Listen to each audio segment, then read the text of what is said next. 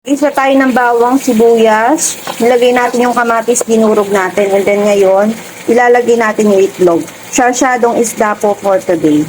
Yan, nilagay na natin yung itlog. Halu-haluin natin. And then itatalbog natin yung isda.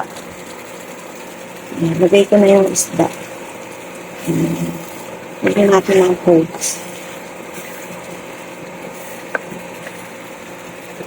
Tatlong buntot lang ito yung natira sa sinigang ko. Pakan natin ng herbs.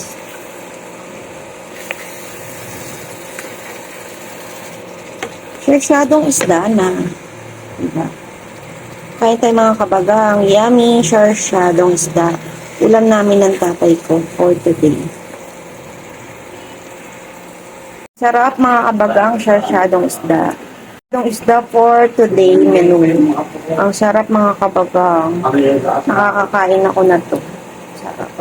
Yummy, sarsyadong isda. Kain po tayo mga kabagang. Thank you Lord sa biyayang pagkain. Salamat, salamat Panginoon. Kami ni tatay yun. Sarap ng kain namin. Kain po tayo mga kabagang.